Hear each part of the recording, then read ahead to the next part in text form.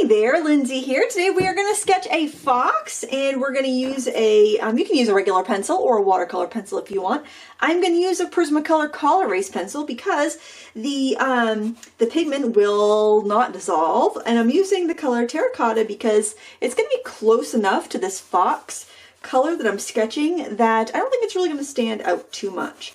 I'm starting with kind of a overall oval shape to encompass the whole fox. It's kind of curled up in a ball, napping in the snow. Or not really napping because the eyes are open. He's on alert.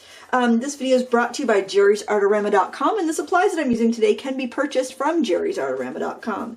I also want to let you know that I have a watercolor hand-painted holiday greeting card class. It's a watercolor cards and tags that you can paint and send off to your family and friends, and that is on special for $20 until the end of the month. So I'll have a link to that along with coupon codes so you can get the deal if you want to grab that. And nothing like relieving some of the stress that can happen around the holidays, like painting some watercolors.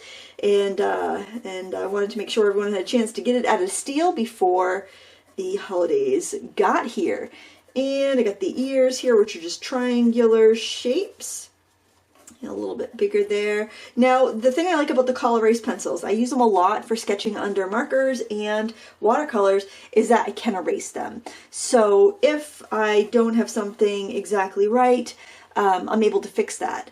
And if you used watercolor pencil, you could definitely dissolve it out, but then you'd have to kind of let your paper dry before you went in and fixed it. So I just really like this, and I like that if I want to keep my lines, then I can. So right here is where we're going to have the eye. So what we have is kind of like this, the fox. We get the head here. It's curled into a bow. This is kind of the haunch, the back haunch in the back, and the tail's kind of swooping around. So I'm going to get this eye in. We only have one eye, and that's what makes this piece really nice, is because you only have one eye to draw, so you don't have to worry about getting too lined up. And I know that's probably the biggest challenge when you're doing wildlife art or portraiture, because if your eyes aren't lined up, it really looks bad. So that just kind of makes it a little easier because you just have one eye to worry about. And let's get that shadow in there, get the little hint of the edge of the nose, and this is the actual like leathery brown part of the nose. Okay, we got our tail swooped right around because he's so cozy, curled up into his cozy ball. Can put some indications of the shadow behind the ear if you want. Now I will do a little bit of erasing right here on my construction lines because that's beyond the shape or the encompassing shape of the fox, so I really won't need that. If I had like a construction line underneath, like where I'm putting like fluff, I don't need to erase that. Apologize for the plane, nothing I can do about that, but there's a plane happening. It's a plane happening in the sky.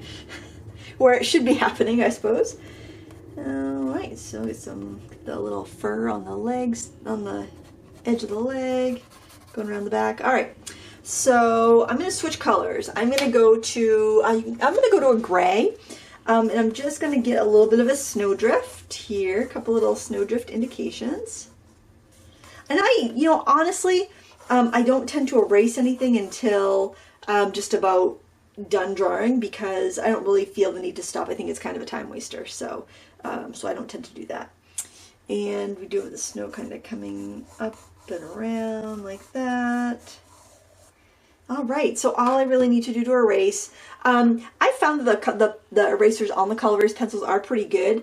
I haven't had them damage my paper, but if you're worried, you can use just a white vinyl eraser. There's no reason you have to use the Colrease one. I actually want to bring that tail in a little bit because I have it sticking out a little too far. And I'm going to get that little bit of construction line on the face out of there. A little extra ear construction I don't need. Okay, I am going to use a brush. I love these Mimic brushes. I honestly use this big 2-inch one. This is from the Value Kit. I use this more for brushing away crumbs than I actually do painting, unless I'm doing like a large landscape. So this, actually, the tail kind of fluffs right up around the face. It's really, really quite adorable here. I want to make it bigger than it is, but I mean, it's real compact. He's real compact in here, probably to conserve heat and stay warm. Get out of the habit, especially in the winter where I know it's you, but I'll wear like thick lotions, especially with like oil painting and stuff, because I want a barrier cream, and I got to be careful that I don't brush crumbs away with my fingers, because I'll probably transfer some lotion.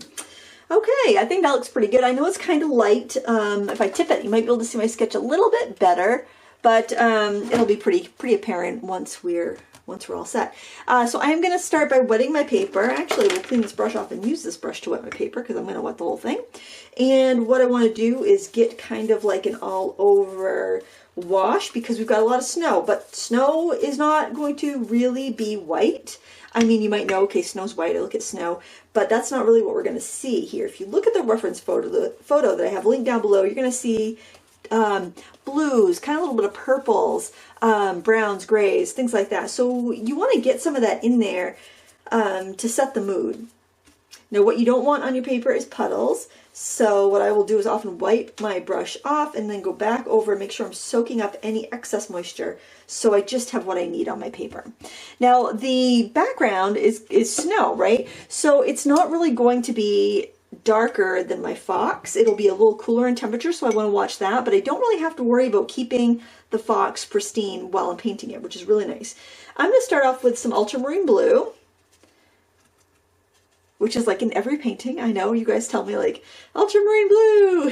Sometimes I'm like, what blue do I want to use? And then like everyone says they're screaming at their computer, ultramarine, of course. And I'm going to grab a little bit of burnt sienna. These are the Turner watercolors, by the way. I think they're a fantastic value if you are, actually it's their fantastic value any way you slice it, but especially if you're looking to start with some professional watercolors and you want to save a little money. They have a starter set that is, it's about, well, it goes on sale sometimes as low as like 20 bucks, but it's always under 30, and it gives you 18 different colors in 5 milliliter tubes, which if you know watercolor, that can go quite a ways. It's just a wonderful way to get going, you know, if you want those first professional paints, you're not exactly sure what to grab. Now I'm going to get a little bit more ultramarine. And I'm just going to put some of that in the snow as well.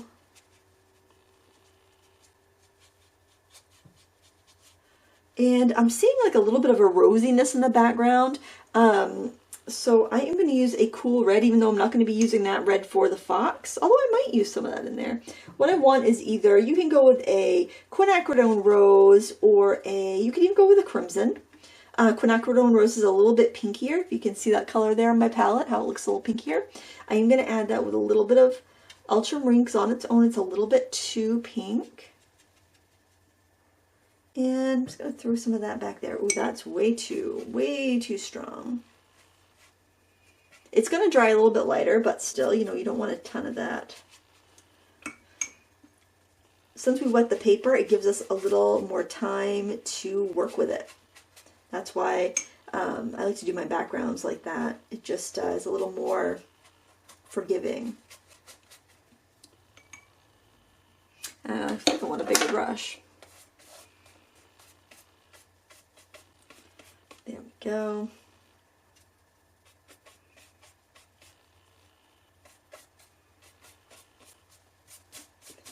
Get nice and blended.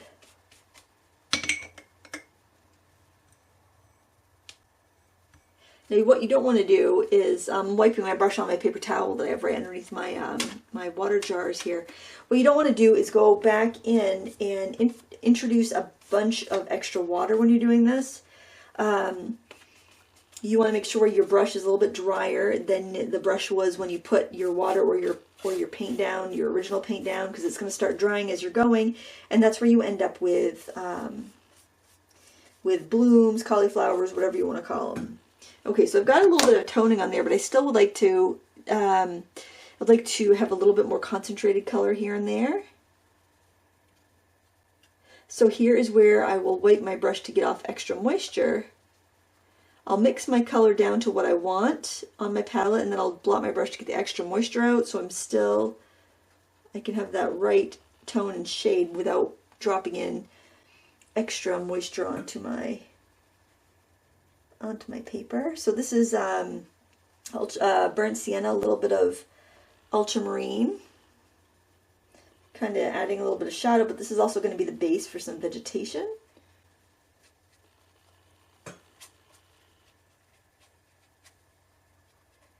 Just watch out for puddles. If you start to see puddles forming, then you want to wipe your brush off and go in there and sop that up with your wet brush.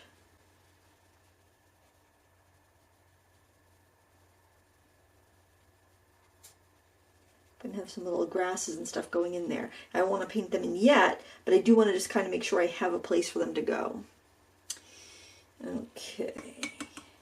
And also by having something in your background, it if you do drop some water or you do something that you know, would mess up a pristine white background, it's not going to be the case with this, with a toned background, even if it's really pale like this. I'm going to blot a little bit there. I felt like I added too much water when I went back in, so I don't want to have backgrounds, so I'm just blotting. Okay, so while I'm at it, I do want to put some toning on the fox. I'm going to go with some yellow ochre. I like to, even if I'm just using one color, I work it out on the palette a little bit so that I don't end up with a blob. I like to get a lot of color down on my first layers because, or this first initial wash, because it really does unify everything.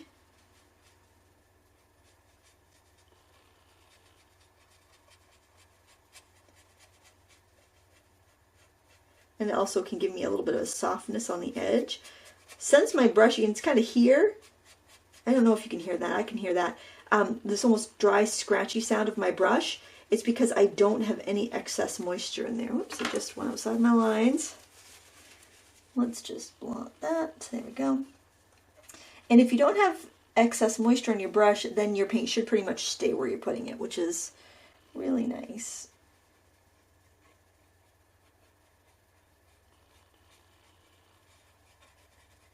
At this stage, I'm not worried about the colors bleeding in too much or blurring. In fact, I kind of like a little bit of a blurriness at this stage.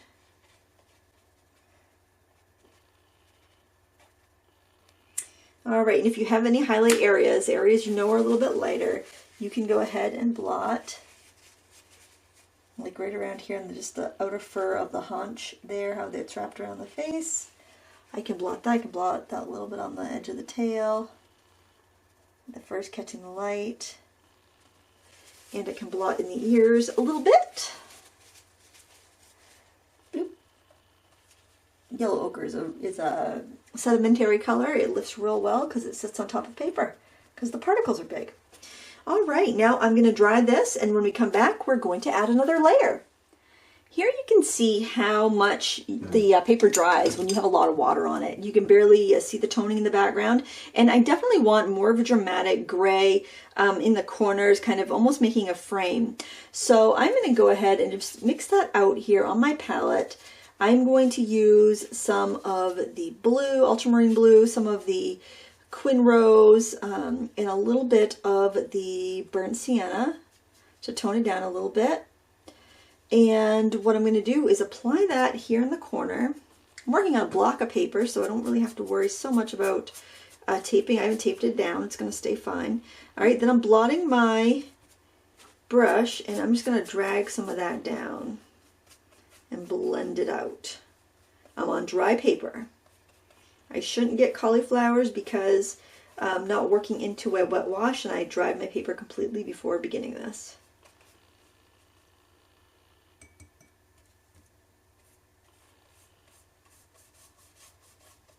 Go into this corner.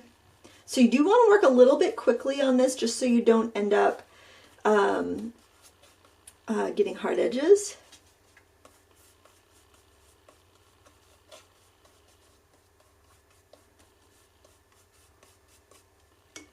Clean the brush, blot it off, and then just soften. I might go and even add more later, but I just wanted to get something in there, and also down here in the corner maybe more color there. Just kind of feather it off. And I think this this is really great to do early on because you're not so worried about it. I think if you wait and you're already done painting your fox and your fox looks really nice, you're going to be less willing to take a chance on messing that up. I like this a lot better. I'm not going to be too worried if I do have a brush stroke somewhere because it's a painting, it's not a photograph. It's really fine to see a brush stroke.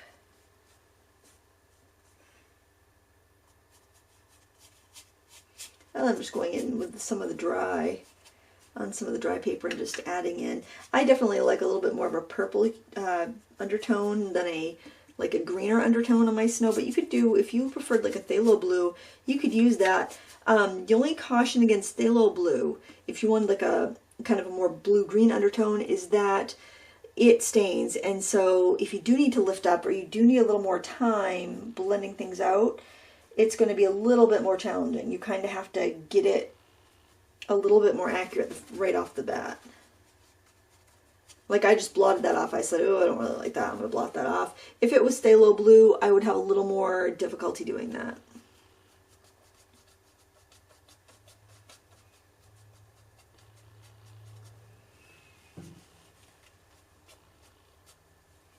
Okay. Now, since I'm not really going to be working right up against anywhere that I just painted, I am going to go right ahead and work on the fox.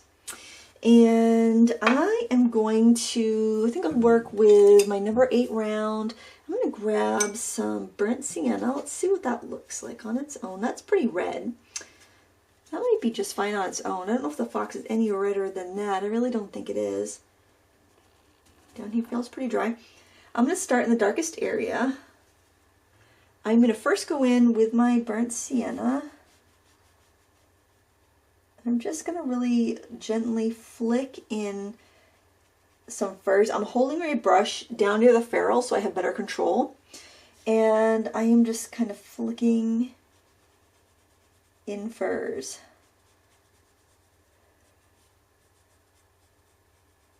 Now sometimes with watercolor, you can use an economy of brush strokes. You don't have to put in a lot of detail. And if you get them accurate, you're fine. You don't really need to do a lot more. And I know sometimes it's real fun to fuss for quite a long time on a painting, but if you don't need to, and it doesn't actually enhance anything, then why would you do that, right? Make sure you go with the contour of whatever you're painting, especially with fur.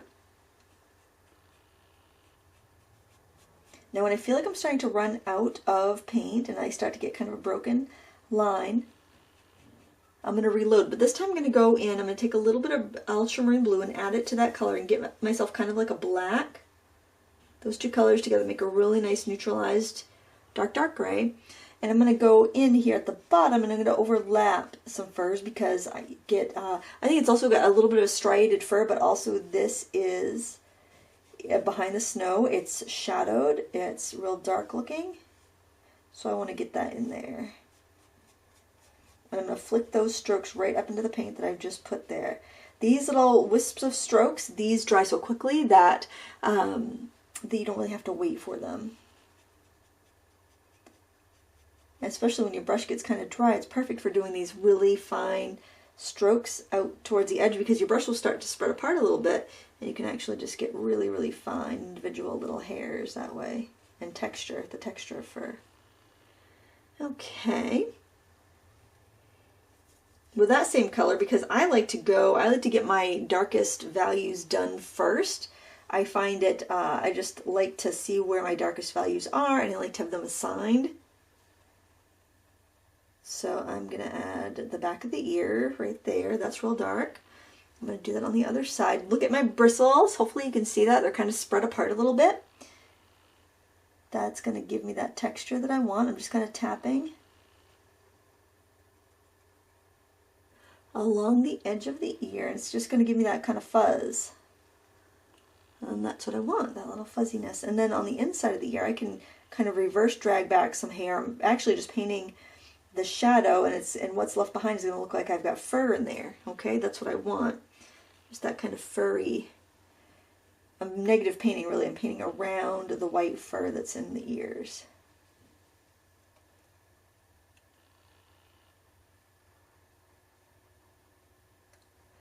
And I can just get a little bit of edge there. I don't want to have it outlined. I don't want a cartoon looking fox. Nothing wrong with that, but that's not the look that I'm going for right here. Okay, so we're starting to give them a little personality. Now the other darkest value areas are going to be on the eyes and nose. I'm going to go with a smaller brush for that because I want to make sure I don't mess up in those very crucial parts of the picture. So again, I'm going to take my ultramarine blue and my burnt sienna and make myself a real dark color. And I don't want a lot of water in this mix. I just want enough water that it will flow off my brush. And I am going to go in and get the nose.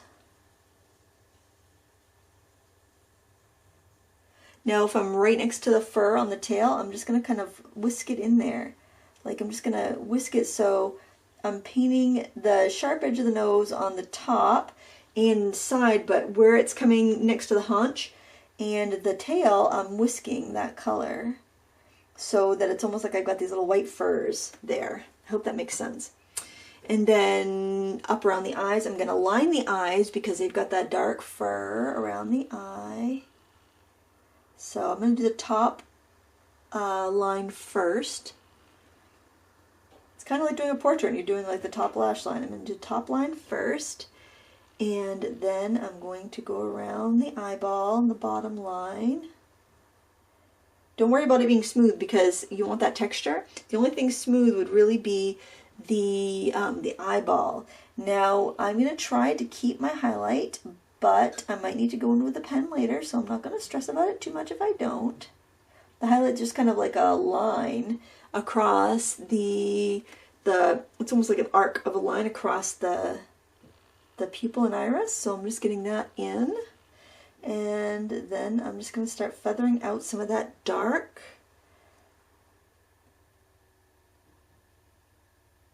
And just like that, and bring it down. I'm going to go ahead and add a little bit of shading around the eye while I'm at it. I've just added a little more water to my mix here. That's going to help the paint flow so I don't have to reload too often, and it's going to lighten it up just a little bit. And I'm just doing a little strokes around the eye and kind of into the side of the muzzle a little bit.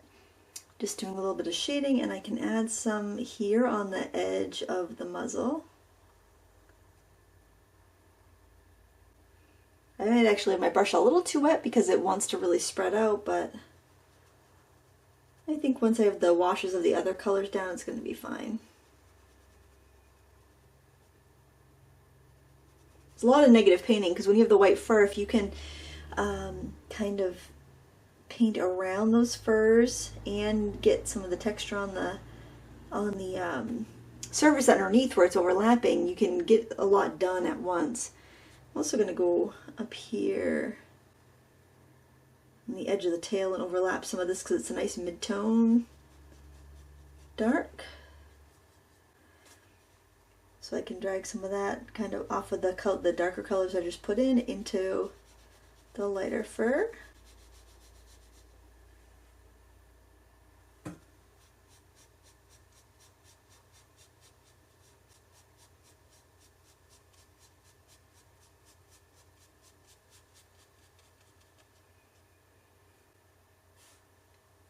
Alright.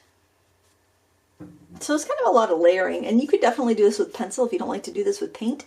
That is totally fine. You know, and it would be, you could go into like a white pencil and put in, or cream, and put in the hairs in the ear if you want to. I'm just dragging in some more shadow or spaces between some of the furs here. This is the number 2 round Mimic. Again, I'll have these all linked below. So right here what I'm doing is I'm actually putting in some dark furs behind the haunches. Now it's kind of unclear whether this is, it looks like it's just some of the variegated fur on the edge of the leg because you can kind of see almost like a striated fur. But I'm also just making sure that I kind of leave some spaces between the color that I'm putting in, so I'm going to end up with a little bit of like a furry effect. Like I'll see kind of some lighter furs. Now up here, I want to be getting into some more reddish fur, so I'm going to grab some burnt sienna on its own, because that's fairly red. And I'm just going to be filling in this area with little wisps of that fur, starting kind of thickly so that I have a more solid color near the ear. And this is kind of like the curve of the belly going to the back. If like the belly would obviously be internally and hid, and this is kind of like if you figure the belly's back there, it's rounding up to the back. That's what you're seeing there. So back here would be just kind of to the side of the spine. And what I like to do is just keep making wisps until I run out of paint, and that gives me that soft feeling. And now I'm going to come, if I need that same color between the ears, so I'm going to come right up here, and very little pressure, just kind of flicking onto the paper, and then just keep working back. As my paintbrush runs out, I'm going to end up with softer, fluffier, out of focus furs. And if I need to go in with more, if I feel like it's not dense enough, I'll go back in and I'll start again down here where I want the denser fur color, and then work my way out. And some more burnt sienna. I'm going to add it into that darker mix. And I'm going to start working from this back area where it's pretty dark. I'm going to start bringing that variegated, kind of striated, almost heathered fur around. Because you'll see, like, oops, I got a bead of water. I don't want that to fall down. And I can work a little bit quicker because these are bigger clumps. You're not painting every fur. As I start to run out of paint, I'm just moving on to an area where there's less dominant clumps of darker fur.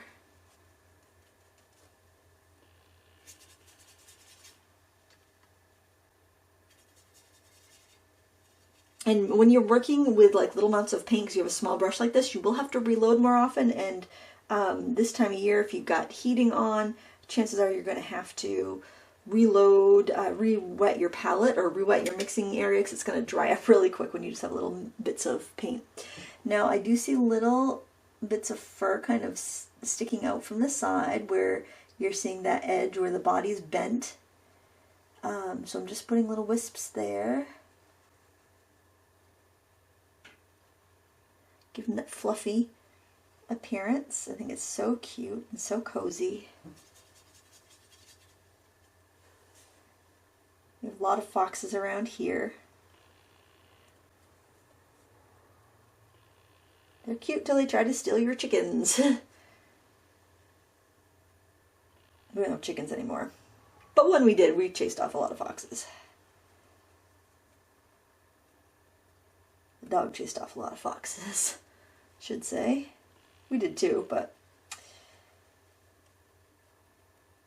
you can be a little playful with the fur on the back. You don't want it to be too wild, because if you get the fur too wild, it's going to look like you got a kind of mangy, rabid fox. You don't want that. You want the fluffy, you want that fluff, but you don't want, you know, it to look unkempt and mangy.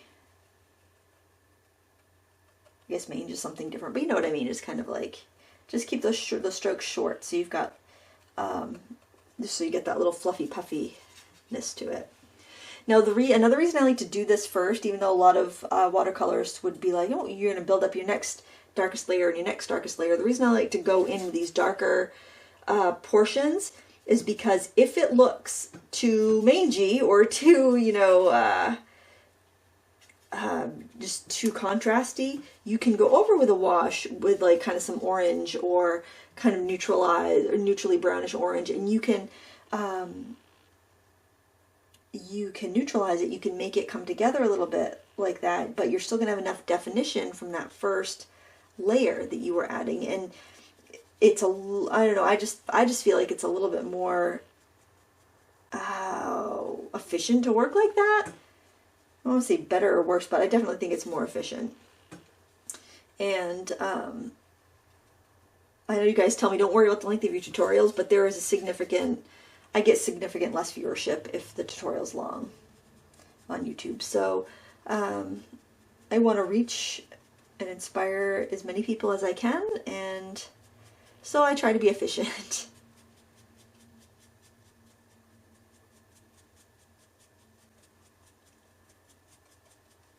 Alright, see how I'm just kind of flicking it off? I'm letting my paintbrush run out of paint and letting those softer strokes go kind of around this like fuller area. That's because it's lighter there and I want that to get a little bit softer. So now I need a lighter tone. I'm going to use yellow ochre and I'm going to use some burnt sienna. Make kind of like a more of a kind of strawberry blonde color here. And now I'm going to layer that color in. So this is a lighter shade than what we just worked with. And I'm going to bring that up to where I see a lot of that color, which is up here higher on the hunch. I'm adding it in where I see the most concentration of that color, and then I'm going to keep flicking it away until I run out of color.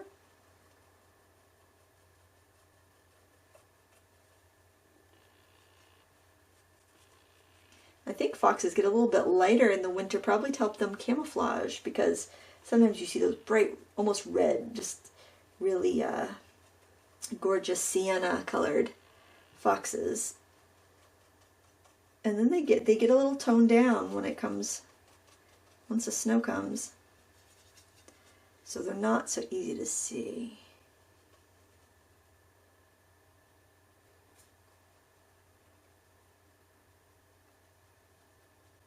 Now the tail is lighter than the face, so I'm gonna, kind of paint in reverse backwards towards the tail so that I keep those light furs.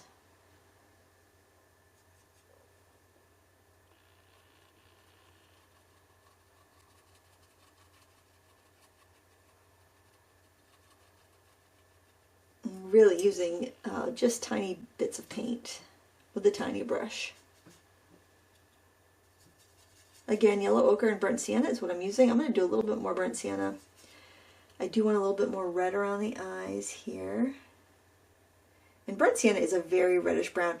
Different companies use different mixtures. Some use Pigment Red 101 for their burnt sienna. It's kind of like an English red color. It's much redder. And then some use PBR7. I believe this is PBR7 here in the Turner line. But it still has a fair amount of red to it. Your PR 101 burnt siennas will have a little bit more. That's what Winsor Newton uses. And that's what, let's see, seems like more like student grade paints use the PR 101 for their burnt sienna. I don't know why. I don't think either of those pigments are terribly expensive. Let's soften that. Get a little wild and woolly there.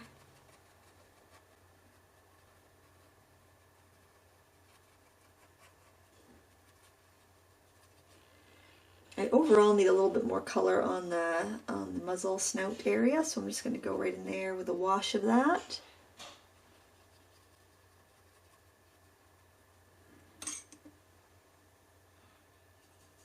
Watered that down a little bit. I want to have a little bit more color over here too, but I don't need a lot of texture.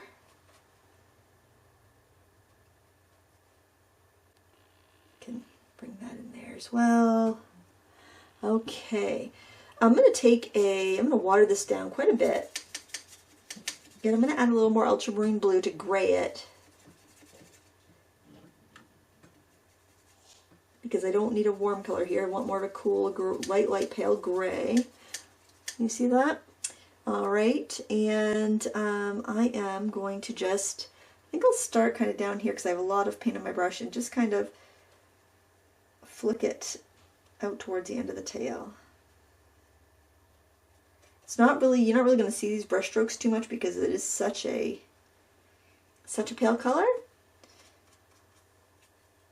And I can go in some of the lighter areas down here and add that behind the snowdrift. I'm just going to wash it in there. Actually, it's not dark enough that you're going to see the furs with it. It just kind of fills in a little bit and softens the appearance of the fur. Put some back here too. Actually, let's do a little shade darker. I had a lot of water in there. I like to, if I see that I have a value off or a tone off, I try to get to it right at the moment I notice it, because sometimes you forget, and then you're looking at your painting 2 days later and like, oh yeah, I wish I remembered to fix that or change that.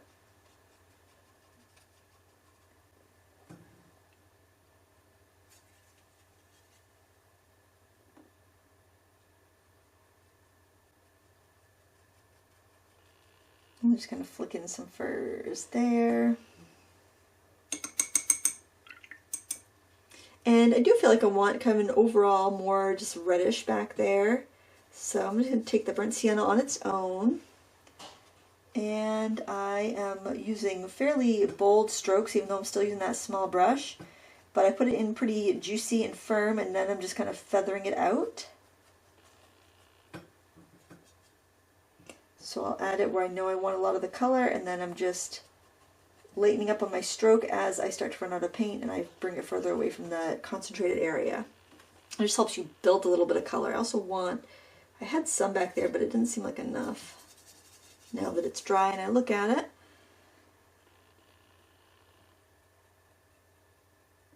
and I could bring that back around here a little bit.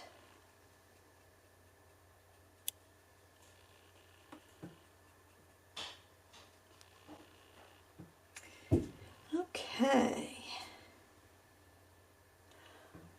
I'm gonna let this sit for a minute, think about it, and when we come back, we'll work on the background a little bit, and then we'll finish up on the fox once we've decided exactly what we want.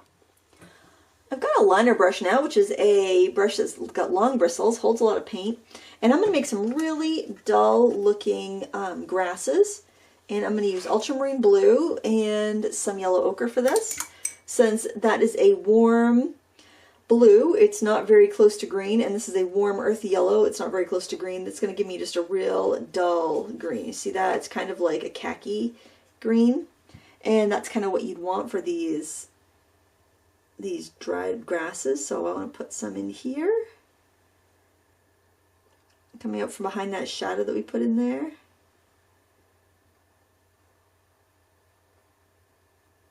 I like that a lot. Put a few up here near the fox itself. This actually, you could use this painting as a Christmas card if you wanted to like print it out. I think that would be really cute. If you want some easier Christmas card ideas or ones that you could like kind of tackle and make in batches, please check out my hand-painted holiday course. I think you would find that very useful if you like that sort of thing. I'm going to add a few little discs of that brown. Burnt sienna. I'm just using the same colors. I haven't added any new colors. Take some yellow ochre on its own.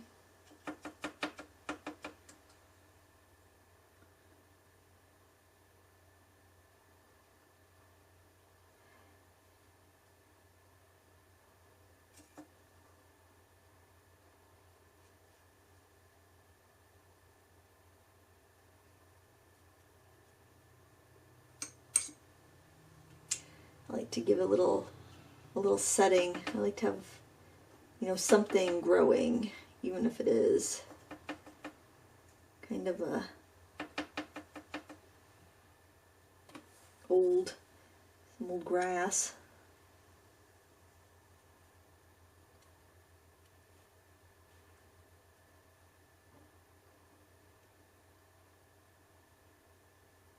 Helps build a little bit of depth and scale as well.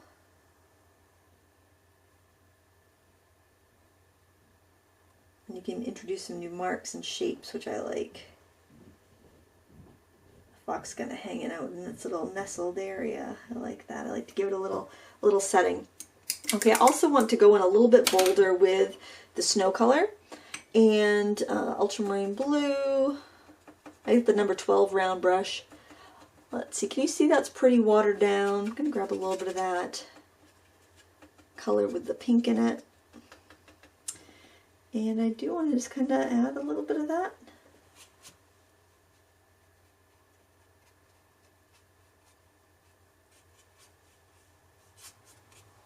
direct our attention through the painting.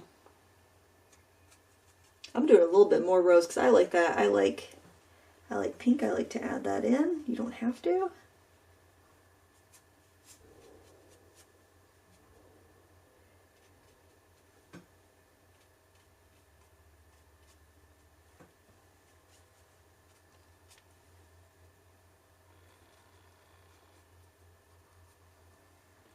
Completely up to you. I'm also going to try some of that rose color mixed in with my burnt sienna and see how that looks as far as a fox color. Oh, I think that's going to look real nice. I can add that into a few spots, maybe even into the eyeball itself. And any place, this would be for like the kind of the reddest spots on the fox. It's amazing just how a little like a pop of extra color can really make a big difference.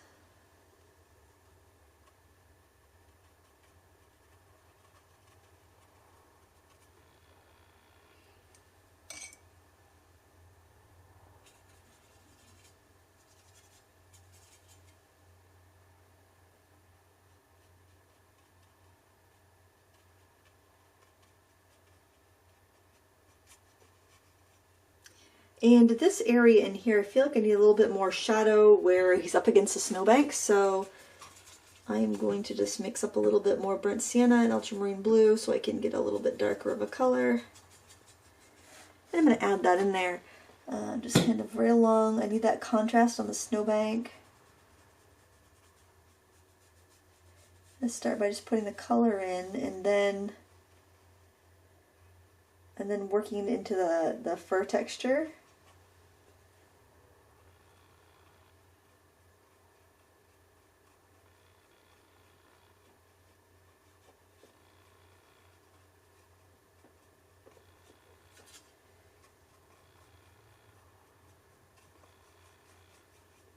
These colors are transparent, so as they glaze over each other, they build a depth and they build a texture.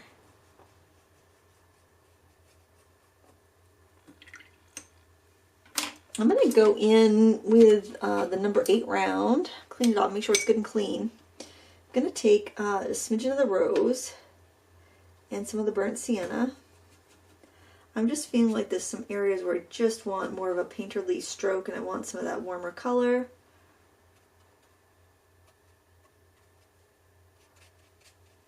I'm going to go in and just very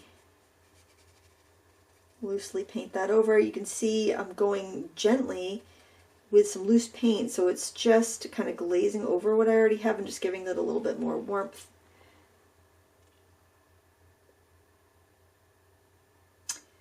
And take a little bit more of the ultramarine blue, burnt sienna, making this kind of cooler color. And just kind of adding it in a few spots, like right next to the snow, because it seems to be, it doesn't seem like I'm nestling the fox. It seems like the fox is just levitating it, and that's not what I'm going for.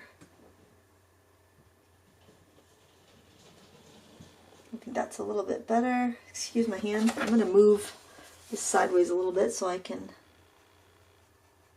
get this going in the direction of the fur a little easier.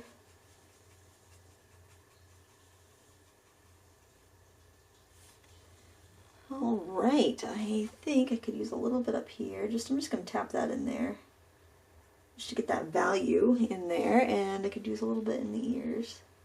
Just tapping it in the center so I don't end up with anything real harsh.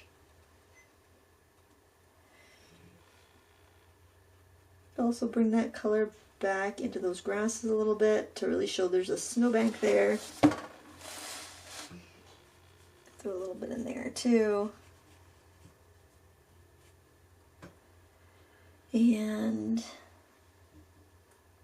think I'll grab a little bit of the same color on my brush. What I'm doing though is I'm just grabbing a little ultramarine blue on there.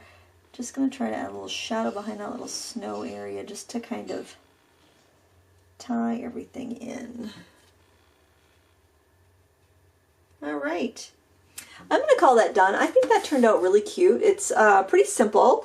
Just gives you a chance to practice your brush strokes, and if you want to go over that with colored pencil, you totally can, and you know, do as much or as little as you want to this piece. This is a pretty simple composition, and I encourage you to try it, even if you think the animals are hard, because you totally can do this. Thank you so much for watching. Please give me a thumbs up, and until next time, happy crafting.